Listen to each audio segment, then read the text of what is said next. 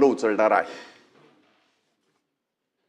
सभापती महोदय, सन्मान्य सदस्य भाईसाहेब जगतापांनी मराठी भाषेच्या अभिजात दर्जासंदर्भातली 93 या ठिकाणी उपस्थित केलेली आहे.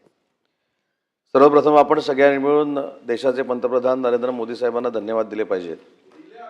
ऐका ना बाई, आता तुमचं सगळं मी ऐकून घेतलेलं आहे, पण तुमचा गैरसमज कोणीतरी करून दिलेला आहे, किंवा तुम्ही सचिन भाऊ नाही करणार, किंवा काहीतरी अफवेवर विश्वास ठेवून, सचिन भाऊ आता ऐका ना, अफवेवर विश्वास ठेवून मराठी भाषेबद्दलचं मत आणि विभागाबद्दलचं मत या ठिकाणी मांडलेलं आहे.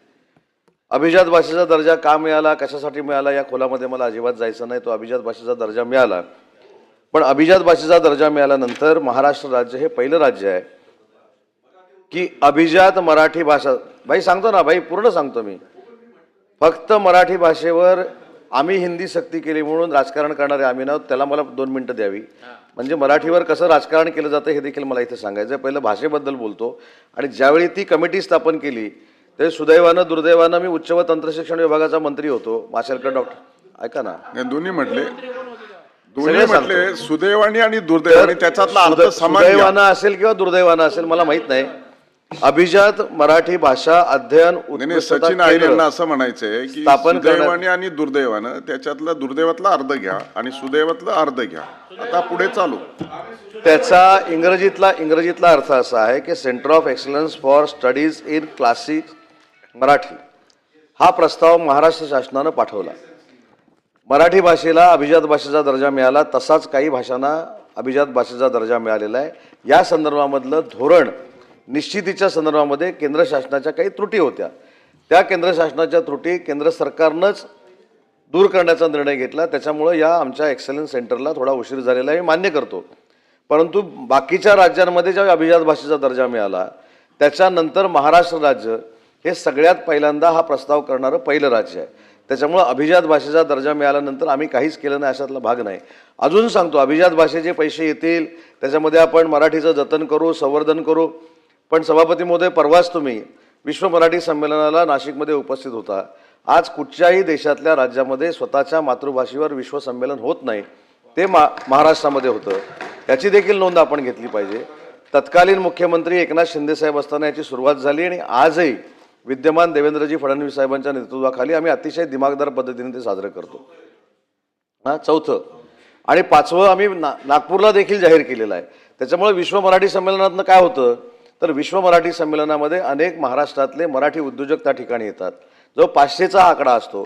त्याच्यामुळे मराठी भाषेचं संवर्धन आणि जतन करण्यासाठी भाई आम्ही कटिबद्ध आहोत. अजून एक तुम्हाला सांगतो, मराठी भाषा भवनचा आपण या ठिकाणी उल्लेख केला. मी कदाचित सुदैवी मराठी भाषेचा मंत्री आहे. 2013ला ज्यावेळी मी पहिल्यांदा मराठी भाषेचा राज्यमंत्री झालो त्यावेळी मराठी भाषा भवनाची संकल्पना पुढे आली. त्यावेळी देखील अजितदादा पवार हे राज्याचे उपमुख्यमंत्री होते. आणि ठीक आहे ना, पण पुढचं तर ऐका, तुमच्या सरकारमध्ये होतो, पण सरकार किती गतिमान होते आता मी तुम्हाला सांगतो. धोबी तलावची जागा जिथं कधीही मराठी भाषा भवन बांधून होणार नाही अशी त्यावेळी सिलेक्ट केली गेली. त्यावेळी मुख्यमंत्री कोण होते याच्यावर मला चर्चा करायची नाही, मला राजकारणामध्ये अजिबात जायचं नाही. त्यावेळी 11 कोटी रुपये मंजूर झाले. 11 कोटीचे नंतर 17 कोटी झाले, 17 कोटीचे 49 कोटी झाले. आणि ज्यावेळी राज्य पुन्हा एकदा महायुतीचं आलं, शिंदे साहेबांचं, देवेंद्रजी फडणवीस साहेबांचं आलं, त्यावेळी 100 कोटी रुपयाचं देशातलं सगळ्यात चांगलं आणि देखणं मराठी भाषा भवन आणण्याचा आम्ही निर्णय घेतला. मग आता त्याच्यामध्ये ते सुरू का झालं नाही म्हणून मी सांगितलं की आपण चुकीच्या ब्रीफिंगवर कदाचित तुमचा गैरसमज करून दिला आहे. आपण पाहिजे तर त्या ठिकाणी जाऊ, ते सुरू झालं आहे की नाही ते पाहू. ते सुरू का झालं नाही पावसाळ्यामध्ये त्याला देखील कारण आहे. ती जमीन जी आहे ती समुद्राच्या समांतर आहे. त्याच्यामुळे फाउंडेशन मारल्यानंतर त्याच्यामध्ये पाणी येतं आणि कॉन्क्रिटिंग करायला वेळ लागत होता, म्हणून सभापती महोदय त्याला उशीर झाला. पण आम्ही तेवढ्यावर थांबलो नाही. आम्ही ऐरोलीमध्ये मराठी भाषेवर संशोधन करणाऱ्या सगळ्या साहित्यिकांची एक मागणी होती की आम्हाला उपकेंद्र तयार करून द्यावं. आणि उपकेंद्र तयार करत असताना आम्हाला तिथं राहण्याची व्यवस्था करावी, किमान आम्हाला त्याच्यावर रिसर्च करता येईल. हे कधी संकल्पना पुढे आली नव्हती. त्याच्यासाठी देखील आम्ही 35 कोटी रुपये मंजूर केले. त्याच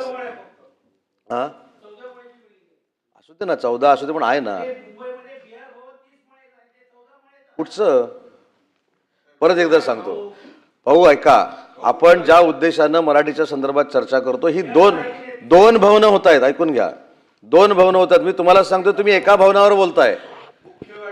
हा, मुख्य आणि उपकेंद्र. उपकेंद्र कशासाठी होते भाऊ? समजून घ्या, थोडं समजून घ्या. 2 केंद्र होत आहेत. तुमची संकल्पना एकाची होती, आम्ही 2 तयार करायचा सुरुवात केली. अजून एक महत्त्वाची गोष्ट सांगतो की हे राहिलं महाराष्ट्रापुरतं मर्यादित. आजच योगायोग असा आहे, तुम्ही ही 93ची सूचना आणली आणि आजच आम्ही MOU करतोय आणि 5 कोटी रुपये लंडनच्या महाराष्ट्र मंडळाला देतोय. आम्ही छत्रपती शिवाजी महाराजांच्या नावानं जगातलं मातृभाषेवरचं पहिलं वैश्विक भाषा केंद्र जर कोण करत असेल तर ते महाराष्ट्र सरकार करतंय आणि मातृभाषा त्याची मराठी आहे. म्हणून सांगितलं की आपण ही 93 आणली. हे खरोखरच बरं झालं, कारण ह्याच्यातनं आता अनेक गोष्टी महाराष्ट्राला कळल्या. दुसरी महत्त्वाची गोष्ट आहे की मराठी भाषेचा काय ते सांस्कृतिक विभाग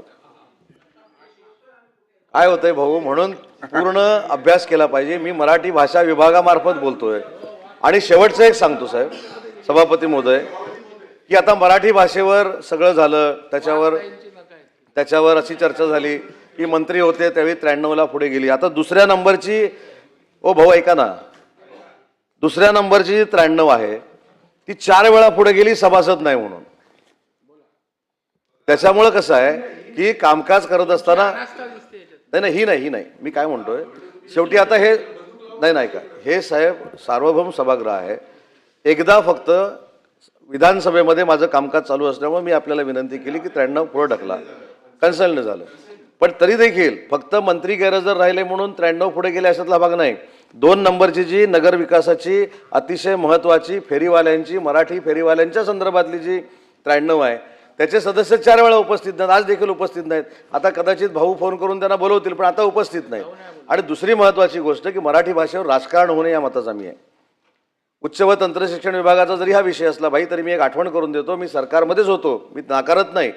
पण उच्च व तंत्रशिक्षण विभागाची डॉक्टर माशेलकर साहेबांची एक समिती तयार करण्यात आली की एज्युकेशन पॉलिसी 2020 जी जाहीर झाली, नरेंद्र मोदी साहेबांनी जाहीर केली, ती खऱ्या अर्थानं स्वीकारायची की नाही ह्याच्यासाठी ती कमिटी स्थापन करण्यात आली होती. कोणी सांगितली, काय सांगितले याच्यात मला जायचं नाही. पण त्याच्यामध्ये एक पॅरा इन्क्लूड केला गेला की मराठी जशी शालेय शिक्षणामध्ये, उच्च शिक्षणामध्ये कंपल्सरी आहे, तशी 1ली ते 12वी ही हिंदी देखील कंपल्सरी करण्यात यावी. हा निर्णय स्वीकारणारे आम्ही नव्हतो, तेव्हा मी सरकारमध्ये होतो. पण जे काही राजकारण मराठी भाषेवर केलं जातं ते कृपा करून करू नये. ती आपली मातृभाषा आहे, मातृभाषेबद्दल प्रत्येकाला अभिमान आहे. आणि म्हणून सांगितलं की मराठी भाषा भवन, मराठी भाषा भवनाचं उपकेंद्र आणि लंडनमध्ये जगातलं पहिलं मातृभाषेचं वैश्विक भाषा केंद्र हे महायुतीचं सरकार करतंय. आणि म्हणून 93च्या माध्यमातून मी एवढंच सांगतो की पुढच्या वर्षी फेब्रुवारीपर्यंत मराठी भाषा भवनाचा एक भाग आम्ही लोकार्पण करणार आहोत आणि ऐरोलीचं बांधकाम देखील फार मोठ्या पद्धतीनं, गतिमान पद्धतीनं करणार आहोत. भाई जगताप, एकच चांगल्या प्रकारे मी तुमच्यावर आरोप केलाच नव्हता, कारण आपण ही 93 पुढे कधीतरी तुमच्या मताने, कधीतरी आपल्या मताने आपण ती पुढे केली. मी त्याच्यात जात नाही. आणि होय, एक गोष्ट आहे की उगाचच ओढून ताणून राजकारण करणाऱ्यांपैकी मी नाही.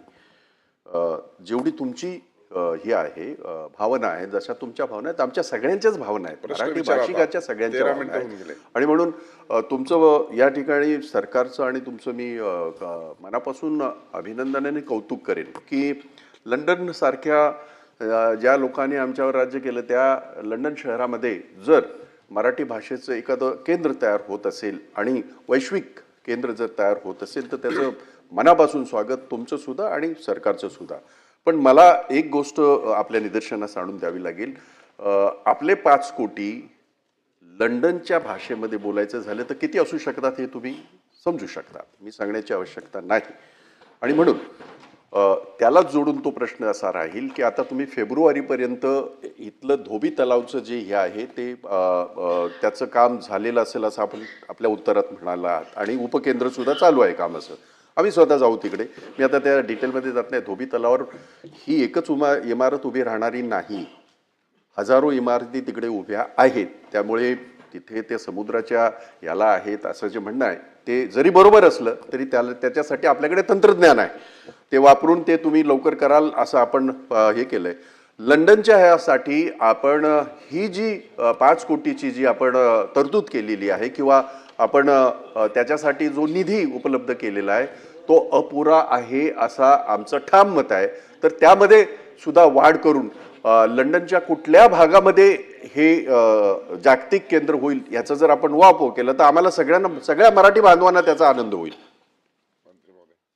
सभापती महोदय, या लंडनच्या वैश्विक केंद्राला देखील एक फार मोठी पार्श्वभूमी आहे. ज्यावेळी दुसऱ्यांदा महात्मा गांधी लंडनला गेले होते त्यावेळी त्यांच्यासोबत त्यांचे केळकर नावाचे एक सचिव होते आणि ते एका वास्तूमध्ये त्या ठिकाणी बसले होते, मराठा मंडळाच्या वास्तूमध्ये बसले होते. त्या दिवसापासून ती वास्तू ही आपल्या ताब्यामध्ये होती आणि त्या वास्तूचा ज्यावेळी ऑक्शन काढायचा निर्णय लंडनच्या लोकांनी घेतला, सरकारने घेतला, त्यावेळी त्या ऑक्शनमध्ये आपण उतरलो आणि त्याची किंमत फक्त 5 कोटी रुपये होती.